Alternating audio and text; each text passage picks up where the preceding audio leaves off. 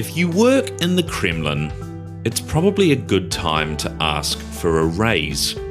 As the West has torn itself apart over the past few weeks, Russian President Vladimir Putin has likely been bouncing around his palace, dishing out the vodka and asking after everyone's babushka. At least that's the view from Europe. And while, depending on your point of view, Russia may have much to be cheery about right now, the picture there is far from rosy.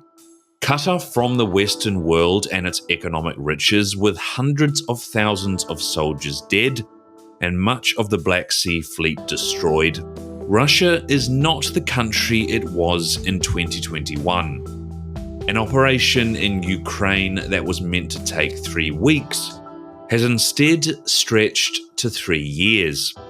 And that is taking its toll. So, should Russia be happy with its lot? Or has it actually lost the war in Ukraine?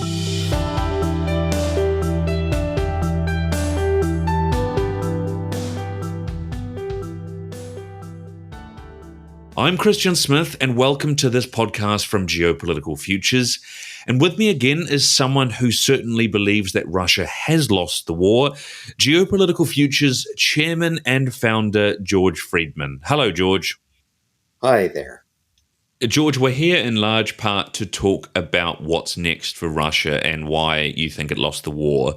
But I just want to spend a little time, first of all, on the latest developments in the past week or so out of the US, on that press conference, because I just think that a lot of people will want to know your thoughts on that. I mean, what did you make of the press conference with Zelenskyy and Trump in the Oval Office?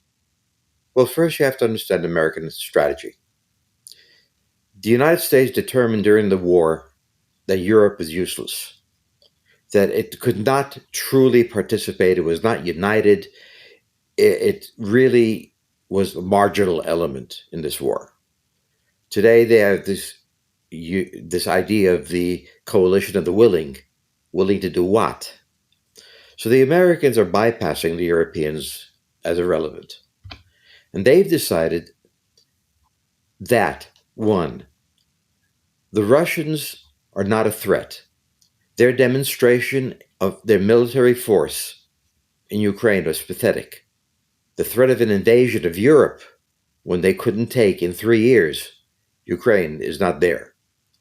Therefore, the Cold War is over, and the animosity between the United States and Russia, which of course the United States vast amounts of money and risk and everything, that now there might be an entente, an understanding.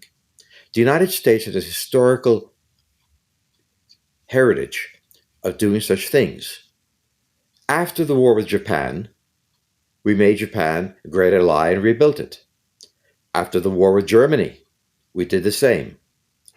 When we find ourselves in a dominant position, we build alliances. So there's nothing radical in Trump's strategy except perhaps his tactics. But what he's trying to do is move past the Cold War, talk to an enemy who we can debate, was he defeated or merely blocked or whatever, certainly failed in his intention. And at the weak point is certainly under tremendous pressure inside of Russia from the oligarchs and others.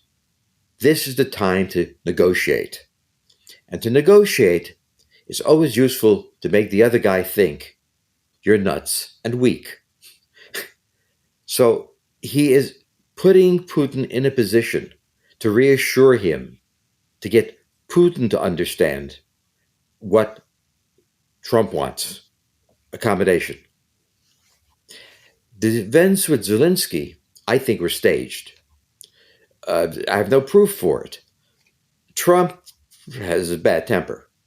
Zelenskyy is there pleading for help, and he loses his cool in front of all the reporters. Now, under both of them went simultaneously nuts, or they decided to go in. Why would they do that? Well, Trump wants to separate himself from the Ukrainian war and from Zelenskyy to reassure Putin that this is not some sort of strategy to get him to step down and then will strike, which is a military possibility, but not going to happen. By showing that he is not a supporter of Ukraine, showing that Zelenskyy was enraged by this, his goal was, I think, by inference, because I don't think he's stupid and I don't think that Zelenskyy is crazy. His intention was to show in front of reporters that he is not a supporter of Ukraine, that he's not a threat to Russia. And remember, the Russians began the war because they were afraid of the threat of the United States. And that opens the door to negotiations that have been going on for weeks now. When you say that you think it was staged between the two of them, do you mean between Trump and Vice President Vance or between Trump and Zelenskyy? Both. Between all three? We wanted to show the Russians that this isn't a maneuver to get him to step down, and then we're going to jump into Ukraine and charge. By proving there's a rift between the United States and Ukraine, this reassures Putin, who himself is in a very fragile position now. Putin would love to end this war with some dignity. Trump would want to give him that dignity. And what we've been doing in the past is bypassing Ukraine, trying to make that a marginal issue, and talk directly to the Russians. It's worked very well to this point. It could shatter. But why should we have animosity to the Russians at this point when they demonstrated that their threat to Europe is non existent, where the Europeans could not be relied on, and where we were worried about the Chinese? In other words, this is the end of the Cold War. And this is the American strategy at the end of wars. Make peace and build. And it's just around now as well, in the last day or two, depending on when this podcast goes out, that the US has paused military aid to Ukraine. I mean, this feels like a significant, a radical moment, perhaps. I mean, what do you make of it? I make of it it's a continuation of reaching out to the Russians. Far more important than what happens to Ukraine is ending the Cold War. And that depends not on what the Europeans do, but on a reconciliation of some sort between the United States and Russia. That was the Cold War. What Trump is signaling is he is not intending to use Ukraine as a base to attack Russia. What Russia signaled is we can't attack Europe. Therefore, the fundamental reason we were aligned with Europe was to provide a Russian attack. To stop a Russian attack, I should say. That's no longer an issue. And the Europeans now saying, well, the Russians will come. Well, they couldn't take the Ukraine in 3 years. They're not coming. So this is the moment, and Trump knows it. And he may appear a fool, and he probably is insane. I'll grant all these things. But he's not stupid. He became president of the United States, controls both houses of our Congress. Stupid people don't do that, don't achieve that. So take him more seriously and see him as engaged in a very subtle maneuver. Before we move off the US, just very quickly, George, I want to talk very briefly about Vietnam, because half of the point, as you've said before on a number of occasions, half the point of the US sticking with Vietnam was to prove America's dependability as an ally. And putting to one side what Trump is trying to do here, as you say.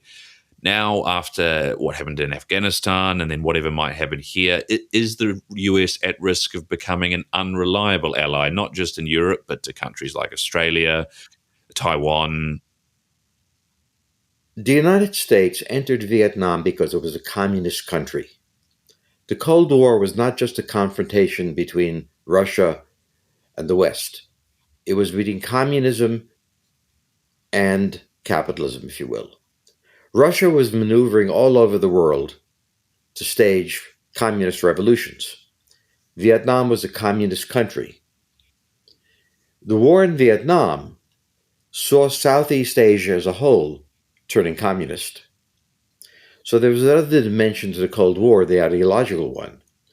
We went into Vietnam just as the Russians did into Ukraine, thinking it'd be a cakewalk. We lost 50,000 people. It was a mistake militarily, but it flowed out of the basic strategy, which was to educate Russia with communism, and we were fighting the communists. So, from that point of view, it is understandable why we went into Vietnam. What was not understandable was the military's inability to grasp the nature of the enemy, his strength and his capability, and his willingness to fight. So there's a parallel between Vietnam and Ukraine. At that point, but the United States could recover. It took several years to bring domestic contention to a close, some time to rebuild confidence in itself, and so on. There's a lag time after it. The Russians have ended that, are trying to end the war in Vietnam, if you will. But then they're going to have a period they're going to have reconciliation. Our defeat in Vietnam did not weaken us to the extent a defeat in Ukraine weakens Russia, because our military power remained intact in Europe and so on. But again, bear in mind that in the war in Vietnam, the Europeans were irrelevant. We did not consider this important. We had to demonstrate that the Russians could not, and failed to demonstrate, could not be spreading communism. Now, at this point, the ideological dimension is gone, and it's now the purely geopolitical. Right, let's dive into Russia now then, and why it has lost the war. You've already said there about the fact it's because its military has proven it's incapable of taking the country. I mean, I want to take us back to sort of first principles and ask the question of why Russia started the war in the first place. As a number of people have recently said, they've argued that Russia has got what it wants out of the war by controlling a number of the eastern provinces of Ukraine. You don't see it that way. Talk us through that, George. Well, the problems, they're not looking to control the eastern thing. They invaded the entire country. Their forces entered on four axes, one aimed at the capital and reaching the capital of Kiev. If you take a look at the reality of the war, they were trying to conquer all of Ukraine. Now, having failed, they say, "Oh, I only wanted this." That's one part of it, the equation. But the basic problem that they had was they were afraid that the United States would attack them. They had seen the fall of Khrushchev, the rise of Gorbachev, and a series of prime ministers who were hopeless. They also had recently seen the United States operating in the Balkans in a fairly intense war. Remember, he came to power in part because the Russians couldn't deal with the fact that the Americans were making military operations that close to their border. They were afraid they were next. The distance between Moscow and the Ukrainian border is 300 miles along Route 3, a road that could be traveled rapidly and other roads leading to it. The deepest fear of the Russians is the memory of Napoleon and the memory of Hitler, all going from Moscow to their heart. They're normal people, and they saw the Americans acting militarily and said, "Are we next?" And they came to the conclusion, one, they needed a new leader. Putin emerged. Putin looked at the board and said, "I need a buffer." Ukraine was the buffer of Russia historically. It was now floating free somehow in the wilderness. It was the highway into Ukraine. If Ukraine fell, Moscow is 300 miles away. Therefore, he preemptively struck to push the border back, to make an American attack more difficult.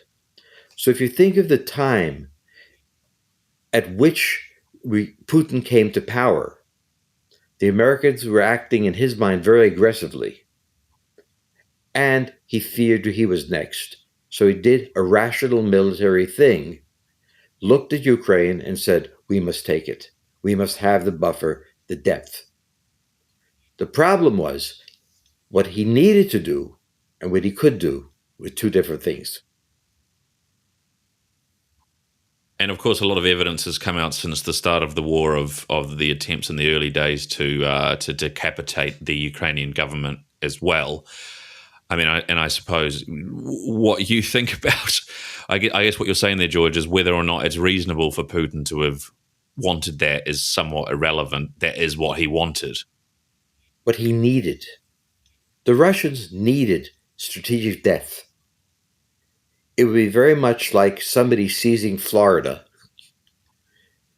and we'd be waiting to see what their next move was. He couldn't wait to see the next move. He needed a buffer. This is military strategy 101. He needed that additional depth so that a Russian army could form a defensive force against an American attack. He genuinely believed that, and it was not an irrational belief. That was the origin of the Ukrainian war. After Maidan, the riots in Kiev, he took the view that this was the Americans behind it. I won't say we were, but, we didn't mind it. He saw that as an attempt to make Ukraine, which had been part of Russia in the past, a base of operations against the Americans. He didn't know this to be true, but as president of Russia, he had to take it into account and look at the worst case scenario. And looking at the worst case scenario, he was convinced that he was making a defensive move against the growing American threat. And he made that threat. And his strategy was take Ukraine, build my defensive line there. And his intention, and we could see that very clearly when we see the beginning of the war. You see the long line of Russian tanks. Remember the pictures. The Russian logistics system broke down. They could not fuel their tanks. But those tanks weren't headed against the east. They were headed against Kiev. Okay, they were in Crimea, coming north. They were on multiple fronts. They were trying to take the country. I understand why. But they were not ready to wage a war even against Ukraine. After the fall of Khrushchev, the Russian military weakened, fragmented, and thus.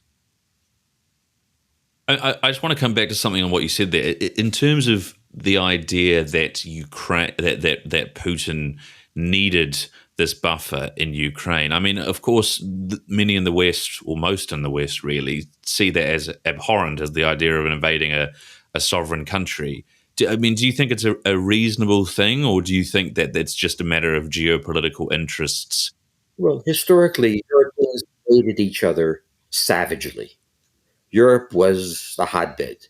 For the past generation, it's not been. But that's rare for the Europeans to think it abhorrent to invade another country. There's the Anglo-French wars, the Franco-German wars. These people were always at war. Now they were exhausted, and they were peace-loving people who were shocked. The Russians, however, were not shocked. They knew America. They knew America could act aggressively, as a great power does, and they were afraid they were next on the list. So I will say that the war began with the Balkan Wars, was intensified by Maidan Square. We had no intention of invading Russia. That was not on our plate. But he couldn't know that. He had to plan the worst case. As for it being abhorrent to invade other countries, Europe has done that for centuries. Each other countries, India, whatever. So the moralism that I hear now is hilarious. I mean, Sorry, George, you set a lot of this out in your book Flashpoints that came out about a decade ago or so now, which is about the emerging crisis in Europe. Let's just move on because I want to put a few points to you. Others have suggested that what Putin also wants in this, actually, let me just put a few points to you, a few arguments that people have made saying why they think Russia's won the war or might win the war, and you can tell me why they're wrong.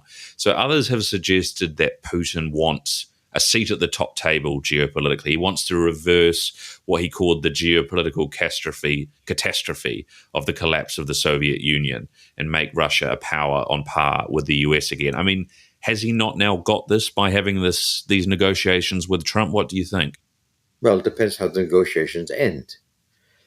His situation is very weak. He has demonstrated that his military is incapable of occupying a small country after 3 years. He now claims he only wanted what he had. But if you look at the map, he went much farther and had to retreat. So the credibility of his military force is shattered. The internal economy of Russia was badly hurt by the war, by the embargoes, by the banking systems, and the oligarchs that brought him to power have either left the country or are quite upset because they have been badly hurt. And the Russian public has had hardships because of this war. A 3-year war that did not achieve its goal, that left it isolated in the world, but economically also weakened. So Putin is sitting in a very delicate political position. He certainly has opposition inside of Russia to this war. He wouldn't have had it if he won. He'd be a hero. But he didn't. He didn't get it. And he can't claim to them, oh, we only wanted this little piece. They know better. We know better. And anyone who doesn't look at a map of the war would know better. You have to not know the war to know what they wanted, to think they wanted this. So he's in a position now where he's not working to become a great power. He had been. That had been part of his goal. He's now working to hold on to his position in this country, as Lyndon Johnson did after the Vietnam War. He went away in a more peaceful way. In Russia, when there was a coup d'etat in the middle of the war by his friends, he solved that by crashing an airplane with everybody on board. There's a vicious fight that has to come out from this, just as there's a vicious fight in the United States over Vietnam. And after Vietnam, recriminations, the president was replaced, and all these things happened when you lose a war. Putin is now Lyndon Johnson. He screwed up. Now, what happens to him? I think Trump is looking at him as, this is the man I want running Russia. In order to do that, I have to give him a victory. That doesn't cost us anything.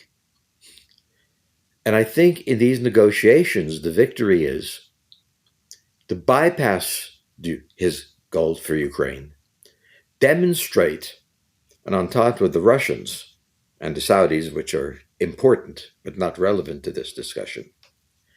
And he's doing everything to reassure Putin so he can tell his people, this is not another American trap. It's real. And I think that Zelenskyy, if it was incidental, it was very useful. If it was planned, it was quite smart. The United States broke with Ukraine and said to the Russians, Ukraine isn't the issue, guy. It wasn't what the war was about. It was your relationship to us. We can have a good relationship. Here's Ukraine. I'm not giving it to you, but I'm not going to hold it. I mean, the idea of a kind of internal Russian battle, I think it's easy for us here to think that all that's on Putin's mind is what's happening west of him. But of course, there is plenty of domestic and economic pressures on him. The idea of a battle coming up for the control of Russia is interesting. George, you said there that Trump wants Putin to be in control of Russia. Why do you think that? Is it because he's weak? Yes, because we have our further enemy under the control of a political leader who has failed in a major operation and is politically weak. He doesn't want Stalin. And he wants the core strength of Russia now is the oligarchs. The oligarchs are essentially European. They want to do business. The war prevented them from doing business. Many went bankrupt. It was really bad. But it was the oligarchs that brought Putin to power. He great power. So now he has to deal, as any leader would, with the economic and political and social disruption, the feeling that we don't know how many million Russians died. The numbers go around, but they were a lot. As after Vietnam, Lyndon Johnson couldn't stand. He couldn't survive. In fact, the Democrats ultimately gave way to Ronald Reagan. But we had more room to maneuver.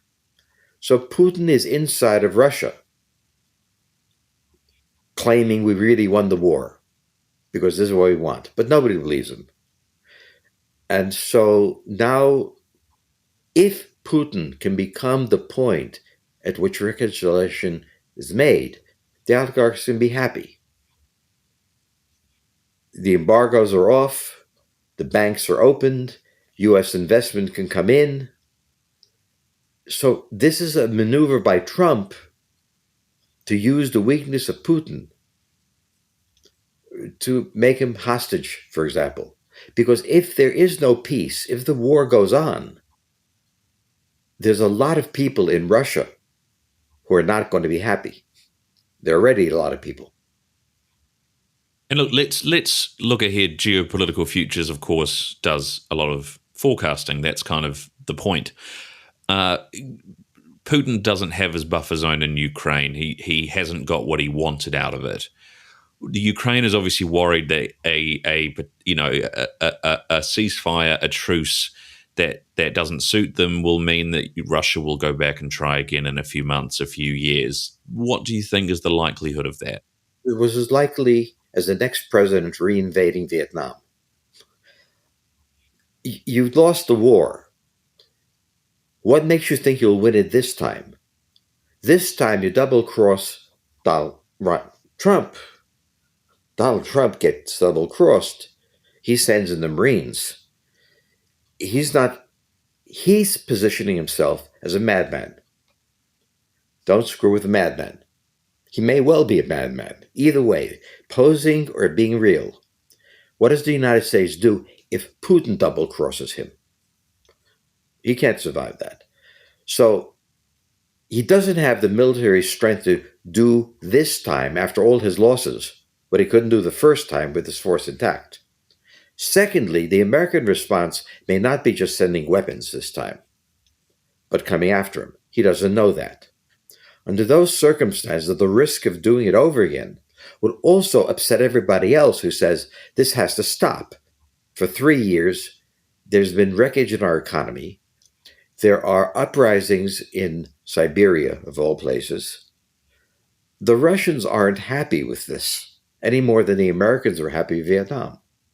So I don't think the European fear about a Russian invasion is 3 years too late. When they could have done something, they didn't. So this is said to be the coalition of the willing. Willing what? The Europeans are not a country. They're a continent. The French don't trust the Germans. No one trusts the French. Who's going to command this army? NATO was commanded by an American. Who commands the European army? These countries can't come together. And this gives Trump room for maneuver. He doesn't see the Europeans as players. He doesn't see them, your opinion is important.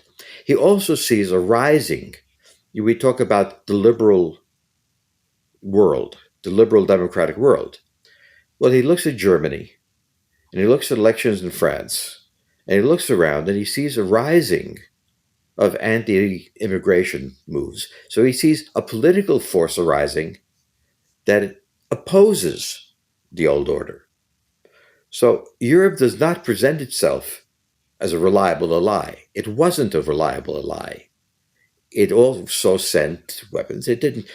He said during the campaign, this was not an American war. This was a European war. Where were the Europeans? Well, they sent weapons. We sent weapons. Nobody really jumped into it. But for the Europeans now to complain that we must stand against aggression, where were they 3 years ago? Well, I think European defence could be a topic for a future podcast, perhaps, or what Europe does next anyway. But it's key to these negotiations. The Americans don't want the Europeans at the table because there are no Europeans. There are only Frenchmen and Italians and everything. The Europeans would not have a coherent position, but they don't want to be shut out. They won't put up the chips, but they want to sit at the poker table. And Trump basically says, you're out of it. And they feel bypassed. And they were bypassed. They allowed themselves. So it's key to understand what's going on. He thinks he knows, the only one to deal with is the Russians. They're players, potential players. What the Europeans feel, they're not even of common between countries. Within countries, they have no common view. I mean, what the Europeans often say now, as this discussion is going around, is that, put together, the European countries have contributed as much as the US, or broadly, depending on how you measure it. So now they can do more. Right. So, ever since World War I, when the Americans intervened to stabilize the Western Front, ever since World War II, when the Americans were drawn in, the Europeans have depended on the Americans. During the Cold War, they depended on the Americans. He's saying Europe is not in a shambles. It's not been backed against the wall. Europe is a prosperous, capable country. Take the risks. Don't push them on us this time. And the Europeans don't want to hear that. They want to hear that the Americans are abandoning their obligation to defend the world. Trump is saying we have no obligation to defend the world. We did it in World War I and World War II, in the Cold War. We had our interests. We don't have an interest. You have the capability of doing it. Don't call on us. George, final question. Forecasting again. What comes after Putin? Putin's 72. He might not be in power for long if the oligarchs or whoever else decide he's not done a good job with this war. What comes after him? Don't look at personalities. Personalities come and go and die. What happens to Russia? When Putin came in, when the communists came in, they were tsars. It was not their children that came to power, but they were tsars. Russia can return to the tsars period, but the infrastructure of oppression isn't there. The Communist Party controlled Russia because there were many communists who reported to the KGB, and dissent was treated. The edifice of oppression isn't there. The Russian people are much more free than they were. Will they be a liberal democracy? That's alien to their culture, but it may well emerge. But whatever the new Russian leader will be is concerned with internal stabilization, looking for outside help. And the Americans will have an open door if this ends well, to do that. So what happens inside of Russia, I suspect, will be a re-examination of their history. The influence of America, which on Germany was great, for example, on Europe was great, being very invasive, and the Americans having an interest in a Russia that is a different character, but healthy, not necessarily with a major army, just as they wanted Europe to be after the war.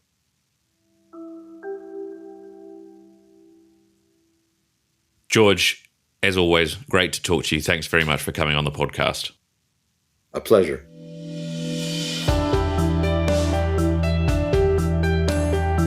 Talking Geopolitics is brought to you by Geopolitical Futures, your source for geopolitical forecasting and analysis.